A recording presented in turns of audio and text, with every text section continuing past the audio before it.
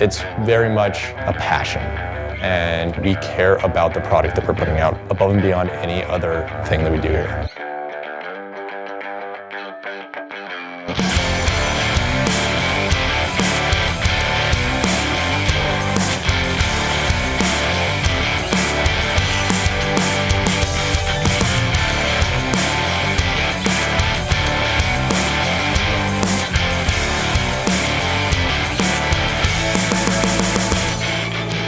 Anthony, Derek, and I are all born and raised here in San Diego, North County. We all went to high school together, so that's how we all know each other. And after high school, we all kind of went off and did our own thing. I went up to UCSB for school. Derek and Anthony went to Cal State San Marcos, and they kind of both did separate routes in school, which actually played out pretty well because I went into communications and then into sales. Derek went into manufacturing and operations, and Anthony went into brewing.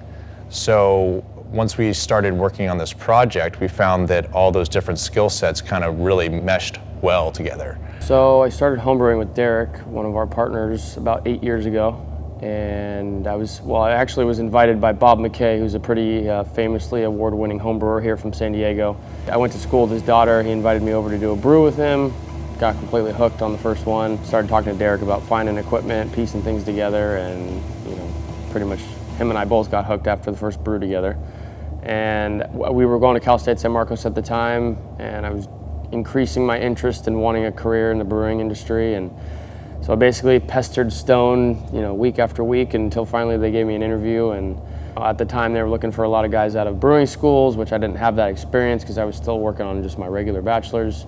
But had shown that I had a true passion and dedication for it, and eventually got hired at Stone. So spent a couple years there, and then worked at Rough Draft Brewing Company for a little while, and then lastly Backstreet Brewery in Vista while we were working on getting this place started. Matt actually made the approach. Anthony and I had graduated college, and we were still homebrewing. He's working commercially.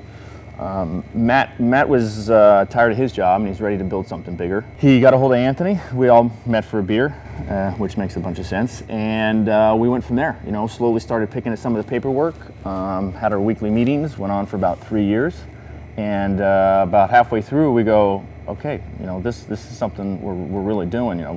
We've got money in it, we've got hundreds and hundreds of hours in it. About a year and a half into it, and there's no turning back now. Let's go for it. Another year and a half goes by, we get our plan together, we start fundraising, and it starts to become reality.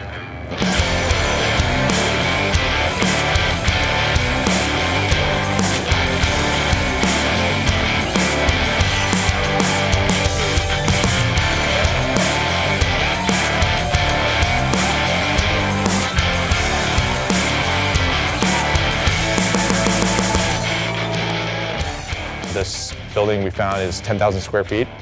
It's a little bit bigger than we initially anticipated, and that's about what everyone says when they walk in. They're like, wow, this is big. But we got a plan for success, and we can't call ourselves Burgeon if we don't plan to grow. And it's, I believe, the perfect spot for us right now. We were able to have a 2,000 square foot tasting room. We have about 8,000 square feet in the back for the brewing, and we have room for about another 3 rows of fermenters back there, and maybe a canning or bottling line down the road. The tasting room for me was the fun part. We really cranked through construction. We did it about 3 months, and then the last month we got to do all this beautiful cedar. The living wall behind me, we brought the top of the cedar down for the tasting room to have a cool little tree fixture. The bar was a lot of work. We were moving these logs around for probably a year and a half. The first time we harvested them, we pulled them down off the mountain, we took them to the mill, we ran them through the mill, we let them dry out. And a lot of it was from the same tree, 2 different sections of it. A lot of it was from a tree nearby, which is this living wall behind us. I enjoyed every single second of it. It was something that was completely eye-opening, and something I hadn't got to do before.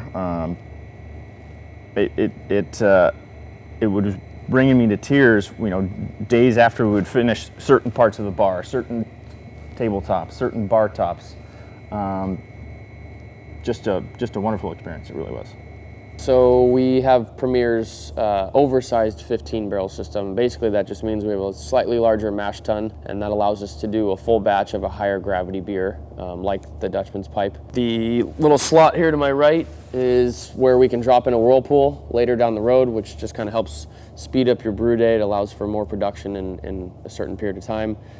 We started with one 15-barrel fermenter, 3 30-barrel fermenters, and a 30-barrel bright tank, and we have room to add at least 3 to 4 more rows of tanks. There's already talk of going to at least 60-barrel fermenters. We could probably go larger with the ceiling height, but we'll just see. It just depends on it, if we want to do that many brews on a 15-barrel system to fill a fermenter. When I'm thinking about writing a recipe or creating a new beer, for me, I almost work backwards. I'm very familiar, yet there's still plenty to learn, but very familiar with a lot of ingredients, certain malts and hops and what they provide. Have used quite a few different yeast strains, so I've got some experience in seeing how yeast profiles change beers, drastically or not so much. But really, it's kind of ultimately working backwards, I think. So I try to envision what I want a beer to smell and taste like, and even look, and dissect it backwards to figure out what grains and hops or yeast strains do I need to use in order to reach that perception. So we have 14 draft lines, and then we have 2 nitro lines. And right now, every line is filled. We were brewing a ton for the grand opening, which was a couple weeks ago. So we were able to fill all the lines, as well as have to use our jockey box because we actually had too many beers, which isn't a bad problem. Because everything is still so new and we're figuring it out, we don't really have a core lineup yet. That's not to say that there won't be beers that are always, that will become core beers, I guess. But our approach to it, and it kind of ties back into the wanting to cater to everybody type of thing. We almost look at it as we'll have core styles, and once we gain the trust of a patron or draft account, for example, maybe we're producing a certain IPA for a while, and a draft account's continuously buying it, and once they see that they're getting good feedback on it, they'll be willing to try another IPA from us. So basically, we look at it as you're going to come in here, we'll always have an IPA on, we'll always have a pale on, we'll always have a double IPA on, there'll always be a couple malty beers, there'll always be that inviting common ale. So you may not come in here and always see that exact same IPA.